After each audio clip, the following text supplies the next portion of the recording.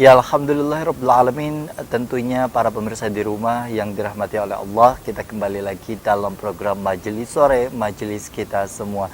Masih bicara seputar pendidikan nilai ilahiyah dalam keluarga di era milenial. Kalau kita bicara mengenai era milenial begitu, Pak. Peranan keluarga memang sangat penting. Keluarga inti ataupun juga keluarga yang diperbesar tadi yang kemudian juga sudah disebutkan. Nah, tetapi kadangkala kenyataannya ada pengaruh-pengaruh dari luar, pengaruh eksternal, bisa jadi karena lingkungan, bisa jadi karena gaya teman, bisa jadi karena fasilitas malah yang diberikan oleh orang tua, sehingga hal tersebut disalahgunakan. Misalkan peruntukannya sebenarnya untuk sekolah, namun uangnya malah digunakan untuk hal-hal yang tidak diinginkan, narkoba dan lain sebagainya. Dan ini kan sekali lagi di luar dari kendali orang tua. Orang tua sudah begitu mengikhtiarkan, mengusahakan yang terbaik untuk anaknya. Ketika kenyataannya anak tersebut ternyata menjadi anak yang pembangkang, anak yang kemudian juga tidak sesuai dengan harapan orang tua. Bagaimana seharusnya, Pak? Yang pertama adalah jangan sampai anak itu merasa asing dengan orang tua. Jangan sampai anak itu merasa tidak betah dengan rumahnya. Ini kan apabila anak itu lebih banyak di luar rumah, maka berbagai macam pengaruh tuh kuat mempengaruhi anak. Seperti kata kamu tadi, narkoba, pengaruh kawan, pengaruh ini dan sebagainya itu kuat. Nah, saya ingin mengatakan bahwa ketika ketahanan internal anak, jiwa anak itu kuat karena didikan dengan pola-pola asuh, dengan ditanamkan nilai-nilai ilahiyah tadi, maka apapun pengaruh-pengaruh yang di luar tadi itu bagaikan angin lalu. Karena dia sudah mempunyai prinsip, anak itu harus punya prinsip hidup. Prinsip itu bagaimana dibangun? Prinsip itu dibangun adalah bagaimana kita menanamkan bahwa nilai-nilai akhlak kebaikan itu lebih Utama. substansi dalam kehidupan. Misalnya memilih teman, boleh kita berteman, tapi pilihlah teman yang membawa kita ke surga. Nasihat itu yang selalu digaungkan. Itu penting sekali memberikan pandangan. Anak saya beri pandangan gini. Ini bagaimana contoh-contoh orang yang misalnya kita hari ini kan banyak kita an-nazafatu minal iman, tapi faktanya bukan. Kita banyak kan buang sampah sembarangan. Nah, anak saya tidak seperti itu, saya ajari. Jadi anak saya itu saya mengaji beri contoh dulu. Saya yang membawa sampah itu sembarang pada tempatnya. Satu ketika saya makan di jalan itu, saya buat sampah itu saya buat kantong. Anak saya tanya kenapa? Tidak boleh kita buang sampah sembarangan, Pak. Karena Pak, lingkungan kita rusak, nanti penuh dengan sampah. Nah, kalau kita tuh lihat ya orang tuh ada kan penyapu jalanan di subuh hari, aku beritahu tuh nak menyapu. Kalau kita buang sampah sembarang kasihan, iya. Gajinya kecil. Kalau kita membawa sampah membangati lagi, lebih baik kita beramal untuk mengurangi beban. Ya, ini salah satu kecerdasan emosi. Jadi anak saya ada mau bawa sampah sembarangan. Baik. Saya disiplinkan mulai awal. Itu tadi sekali lagi mencontohkan, membiasakan dan mendisiplinkan. Masalah HP gitulah. Ya. Ada situ Facebook, ada Instagram. Anak saya pakai, tapi saya beritahu ini untuk ini naklah. Jadi dipakainya untuk belajar. Apalagi online saat ini. Nah, baca Quran di situ dia. Ya, baik. Bisa. Nah, kalau kita bicara mengenai proses pendidikan itu sendiri kan begitu kuat, Pak ya. Kadang orang tua sudah begitu semacam membolehkan, namun ternyata berbeda aturan dengan sang nenek sama kakek yang ibaratnya menggunakan itu tadi, misalkan pola asuh militeristik. Yang kemudian sudah terbiasa, atau misalkan dengan menggunakan kamuflase, sedangkan pola asuh dari sang anak kepada anaknya lagi ini adalah lebih kepada melebur diri, kemudian juga lebih kepada karismatik dan lain sebagainya. Bagaimana sebenarnya untuk menemukan titik pola asuh yang bisa difungsikan dengan baik agar yang anak ini tidak menyakiti hati orang tua, dan orang tua atau nenek kakeknya ini pun juga dapat satu frekuensi, Pak, dengan mengasuh sang cucu. Perbedaan itu terjadi biasanya ketika latar belakang pendidikan yang berbeda. Beda.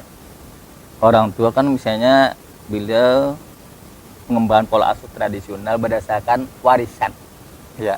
Nah, sementara kita misalnya dilatar belakangi oleh pernah dididik di fakultas pendidikan atau pernah membaca buku-buku, itu biasanya berbeda, berkembang pola asuhnya karena ada referensi-referensi atau masukan-masukan ilmu-ilmu lain. Itu barangkali adalah salah satunya adalah bagaimana menyusun kesepakatan aja dengan orang tua. Oke. Menyusun kesepakatan dengan orang tua, itu setuju saya, Pak. Karena kalau bicara mengenai nenek kakek yang kemudian juga orang tuanya pasti memiliki keinginan untuk memberikan yang terbaik bagi sang anak. Semuanya orang tua sama, nenek sama, cuma caranya tuh kadang-kadang. Nah, sekarang kalau bicara mengenai balita, Pak. Balita atau dari bayi, misalkan dari bayi hingga balita, apa yang harus dilakukan oleh orang tua dalam menanamkan nilai-nilai ilahiyah, dalam menanamkan nilai spiritual, dalam menanamkan nilai-nilai ibaratnya sifat-sifat yang terbaik dan positif kepada anak tersebut? Saya kira ketika berbicara tentang pendidikan nilai ilahiyah atau tentang nilai-nilai kebaikan itu, Islam mengajarkan bukan hanya pada saat sudah lahir. Sebelum lahir, masih dalam kandungan sudah diajarkan bagaimana agar seorang istri membaca surah Yusuf, surah Muhammad, mendengarkan surah-surah gitu, Pak ya. Bersedekah, gemar membaca Quran. Anak itu mendengar. Maka itu penanaman awal sudah, sehingga ketika lahir anak itu kuat sekali ingatannya tentang Quran. Itu. Baik. Jadi penanaman nilai itu, jadi ketika anak bayi kita gendong saja, sholawatin atau letakkan di higa, sholawatin. Karena orang Banjar gitu kalau mau tidur, Pak ya. Makanya ya Rasulullah salamun alaikum. Betul, dan itu ternyata membuat pendidikan karakteristik dari anak semua itu kuat anak. Jadi ketika di lingkungan kita itu orang tua membaca Quran suami istri, maka anak itu akan terpengaruh. Nah, jadi kuatnya didikan nilai tadi, anak punya prinsip. Suatu ketika anak misalnya nanti ada dalam teori psikologi itu misbehavior, penentangan, itu dia menentangnya tentang semu. Tidak menjadi sebuah prinsip. Anak itu wajar ada nanti goyang dan sebagainya, tapi dia akan kembali dasarnya karena dia punya dasar. Tapi kalau anak kosong nilai-nilai ilahiyah, itu dia seperti yang lain putus tali terajuk, kan bisa kembali. Baik, ini kan menarik, Pak. Kalau kita bicara mengenai dalam konsep Islam itu sendiri kan ada tanggung jawab orang tua kepada anaknya sampai akhirat nanti, yang kemudian juga akan dimintai pertanggungjawaban apakah anaknya menjadi anak yang soleh dan soleha begitu. Nah, ini kan juga menjadi salah satu ikhtiar untuk menuju hal tersebut, berarti, Pak ya. Betul. Iya betul situ. Orang anak tuh kan bisa memberikan syafaat kepada orang tua. Apalagi doa seorang anak yang soleh dan soleha. Doa anak yang saleh kalau akan menjadi amal jariah. Iya, amunisi. Amal jariah yang luar biasa anak itu. Anak itulah nanti akan menjadi sebuah kebanggaan dari orang tuanya. Nanti kan ketika orang tiada, anaknya berhasil, itu anak si anu. Gitu.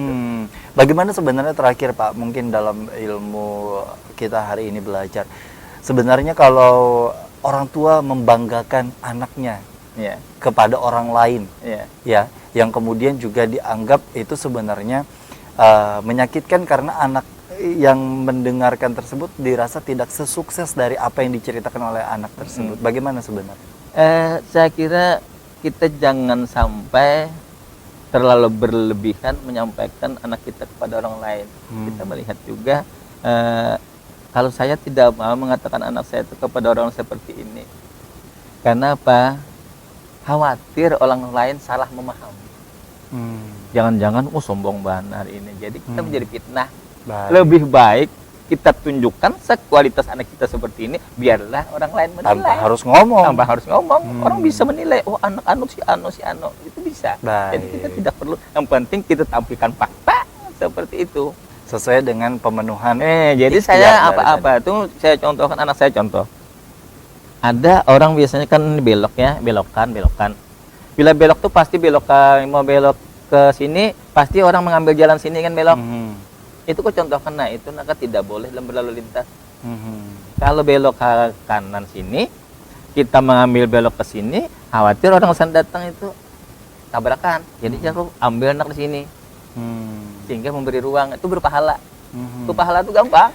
Dan artinya juga bukan bicara mengenai nilai ibadah saja yang ditanamkan, tapi juga seluruh aspek kehidupan. Itu nilai ilahiyahnya itu. Masya Allah. Kita kan selama ini gitu. Kalau banyak orangnya ambil jalan orang itu salah tuh. Baik. Nah itu, ini banyak kejadian itu Apalagi memarkir sampai melembus iya, itu banyak sekali. lampu merah. Nah itu Oke. banyak kita itu tidak menunjukkan cinta lingkungan juga kurang. Banyak lagi sampah kita drainase itu ditutupi semua.